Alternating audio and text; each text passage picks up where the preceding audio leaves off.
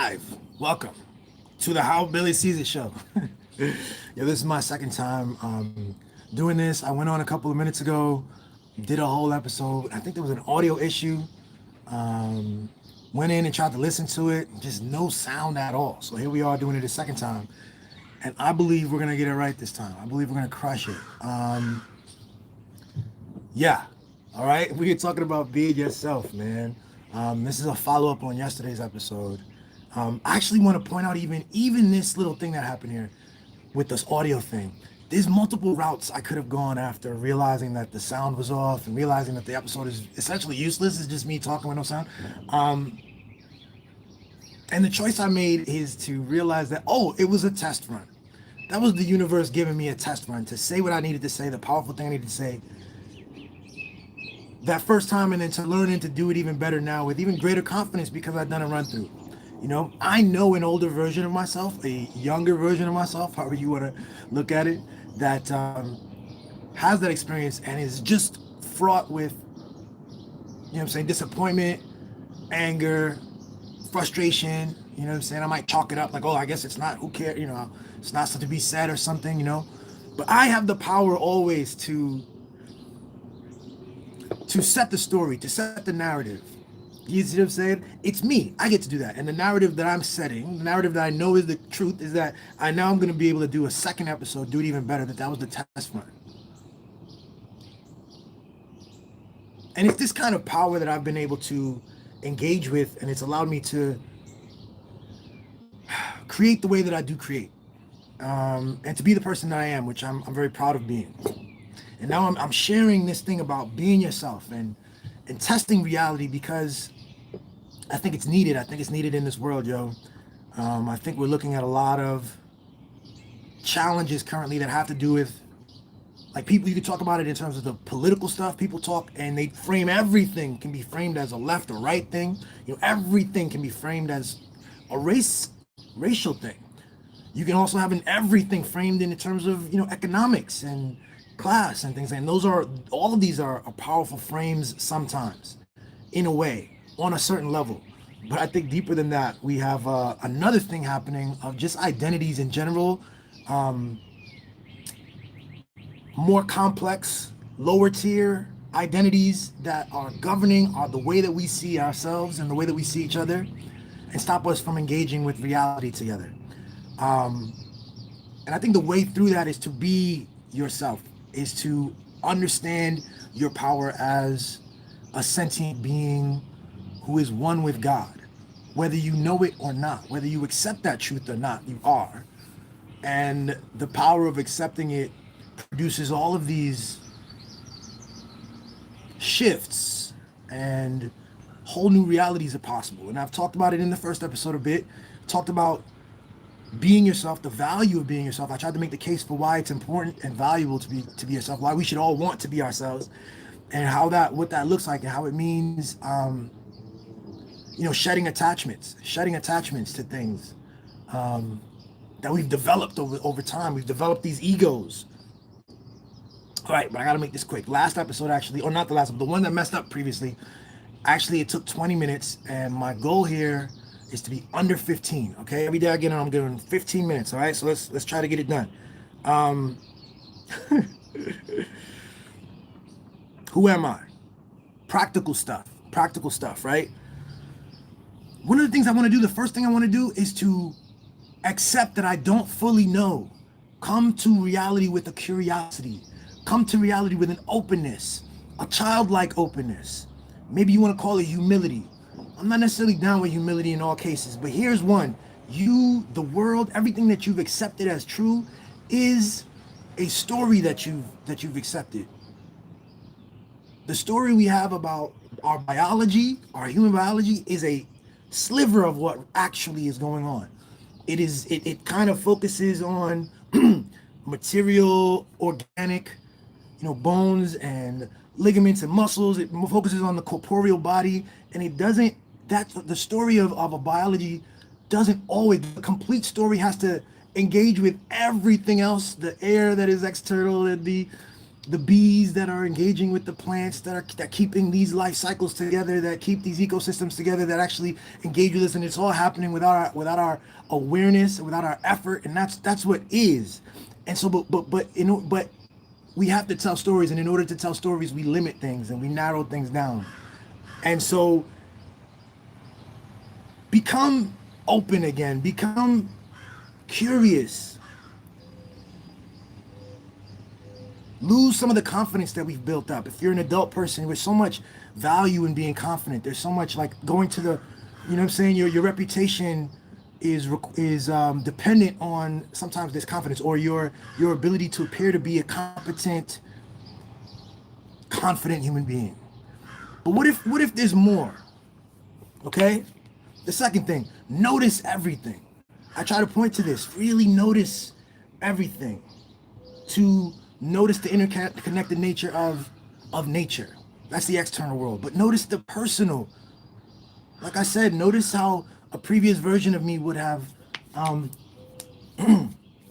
like called it up as a loss that the last video sound was messed up, and it would have really kind of dealt with a frustration for a few hours over that. The version of me today immediately was able to craft the empowering story of it being a first draft and my opportunity to do it better this time and to come back and do it now. And I hope the sound is working this time. It should better be fucking working this time. Notice everything. Notice that yesterday when I told the story about my wife and I going on a date with a couple, and I said a couple yesterday. Now you guys don't see the kinds of things that are going on in my mind, but we were on a date with a couple yesterday, and it was a lesbian couple. It was a non-binary person and a woman, but I said couple yesterday, and in my mind I was like, wait a second, I need to clarify there was no dudes. But I didn't. I went through this challenge in my head for a couple of seconds, and I just moved on with it. I had this idea of saying, because I was like, look, there was 3 vaginas, okay? And then I said, don't say that. And so when I said don't, in my mind, I was like, don't say that. And then I kind of kept it moving. And I could go on with the rest of my life without acknowledging that moment, without paying attention to what that moment means. But instead, I pay attention to that. I incorporated that into who I am. I understand all the little complexities that were going on there. You know what I'm saying? I wanted to shore up my straightness on camera, make sure that everybody knows that I like women, or like females. And then I had to, I had this weird way of saying with 3 vaginas. So like, who am I? All of these little, that's interesting that I made these choices. Then I didn't want to, I said, you know what, fuck it. I didn't care so much. Okay, so who am I? That's important. There's a million little things like that. There's little things that are governing your choices, governing your words, governing your sense of self. You are projecting and performing something quite often, and it's yours. The world is, and then there's you that is trying to, again, that story was about, we were on a date, and we're talking about our non-monogamy, and the couple, they were like, so how did you meet, and what's up, who are you dating, and what's up, how's your life, and she was being super honest, and she's like, yeah, we dated this lesbian couple, and they're fantastic, and we went to this party, and I'm like, the whole time I was judging it. I was under the sense that we should project a more sort of sort of a closed situation, something that's open and free, but more closed, not as free as it was, to be not as honest as Sheba was being. How many, like, I'm so blessed that I'm even in that situation in the first place, and then to notice myself, how I was moving, what I was preoccupied with, what I was thinking about, to register it and to be able to think about it, that gives me incredible information about who I am. And then I can be freer going forward, right? The decision for me, and I think it's helpful to always make the decision then to then be free. Like, what can I release from that? What can I let go of? What am I holding on to that I can let go of? Right? Because what I want to do is I want to go on dates with my wife. I want to date women with my wife. I want to do that. I want to be free. I don't want to be scared about it. I don't want to be trying to project something different on dates or even on this camera. I want to have genuine conversations and be as honest about who I am and set up the world where I'm not performing anything other than what is, so that I can be myself, so I can know myself, so I can love myself. Meditate to know yourself. Why? Because we are surrounded all the time, and we are performing all the time, similar to that date, right? But in other things, when my mom calls me, my mom knows me in a very specific way. She doesn't know everything about me. I show up for her as her son, and I've always done that. And I've developed an identity around that. And I've developed a sense of reality of that. Like, I developed a sense of who she is. I don't necessarily know who she is fully. I know my mom pretty well. Known her my whole life. She's in the Caribbean right now. I'm grateful she was with her family in the Caribbean, in Guadeloupe, where she was born, where I was born. I don't know the details of little things. Your coworkers, your friends. I show up for my friends who we want to talk about football. So I show up as a football talking kind of guy. But I have depths. I have things that I care about. I have emotions. There are things in the world that I want to, that are meaningful, that are valuable, that I might not bring to that space, because I've developed the norms. We in that space developed those norms. We developed the vernacular and the assumptions. They assume things and they expect me to show up a certain way, and I show up that way, and I expect from them, and we create this thing that is sort of outside of our typical consciousness. Our typical experience doesn't engage with what I'm pointing to here, but that this is a thing. It congeals us into something that is not exactly us, which is simpler. It simplifies us in ways, and we do this in different rooms. We do this all that the world compels it of us. When we go to work, they compel you to be professional. You have to look a certain way and be a certain way, and your coworkers don't know you, and that's fine. Maybe they shouldn't know you, right? The bank gives us a number. They know you through that number. You identify with this the credit score, and this is how they know your credit worthiness, and it matters to you. This number matters to you, but that's not you. The credit score system was created. It's an invention, less than 50 years old, I believe. And so what does that mean? What were humans before that then, right? Who are you?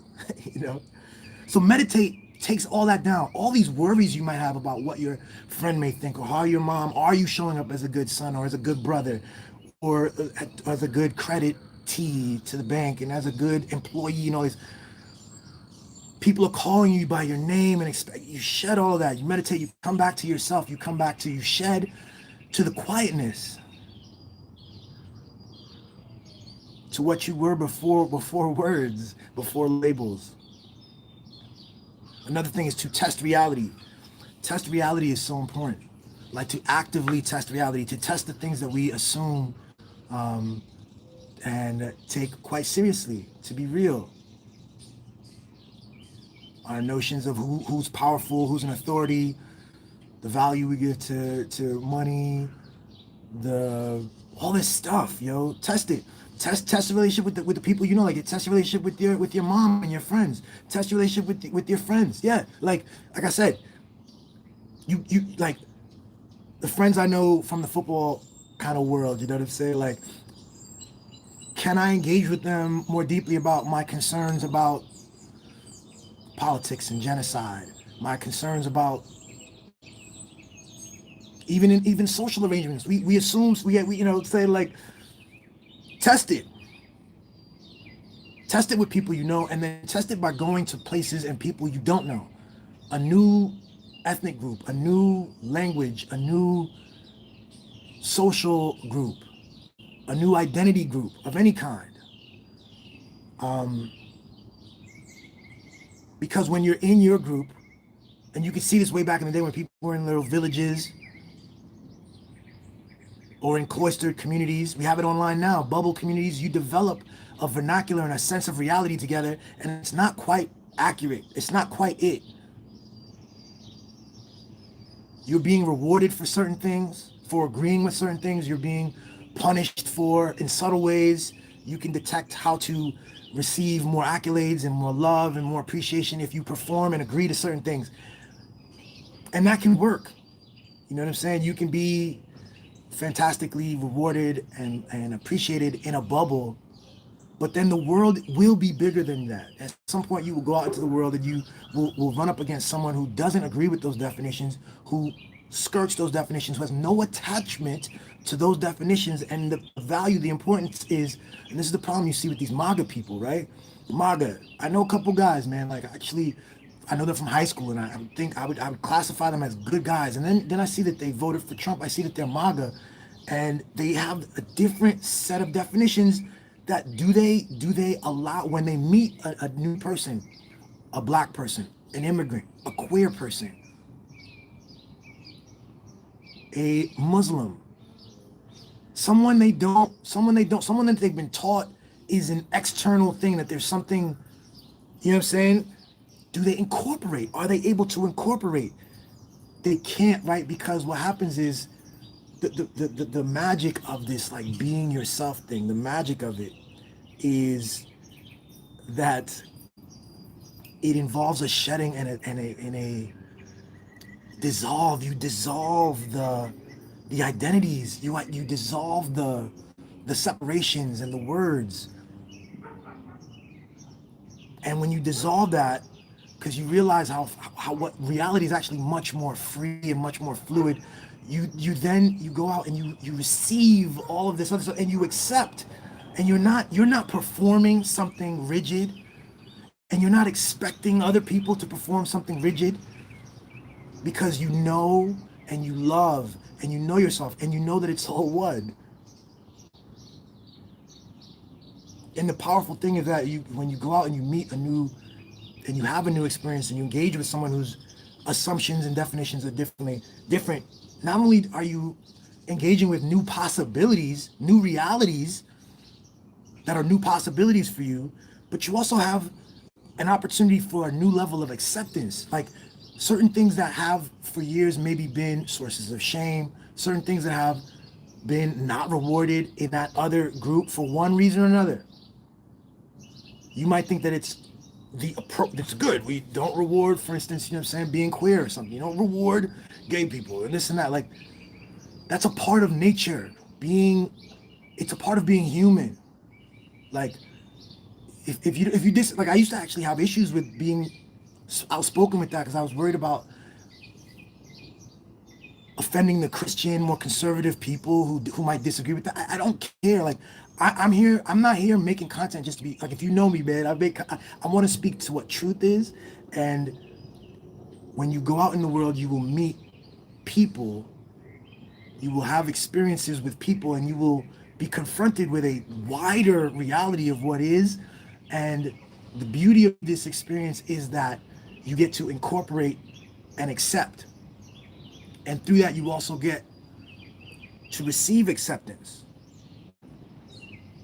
And the whole process of knowing yourself through these tests, through these shedding of the prior assumptions, you have to really want to know, because it's going to keep testing you. It's going to keep challenging. It's going to feel like a deep challenge to keep being confronted with to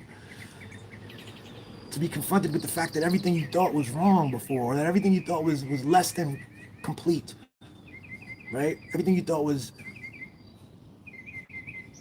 just a bit off. And so, but man, once you go through it and learn and accept and realize that there's no rules, that you are, you get to tell that story. You get to know yourself deeply and express fully without these learned concerns. You get to be more childlike and free. And then you get to love and accept other people, what they bring, and how, and you might, you might have the privilege of sitting and having a conversation and, applying language to understanding like how someone became who they became. What a gift, what a privilege that we have right now at all times. We are at 19 minutes. I'm gonna wrap it up. There's no rules. Be yourself, know yourself, love yourself. And we just covered some practical ways to try to do that, all right? I'm gonna continue actually tomorrow with a couple more things. Thanks. See you later.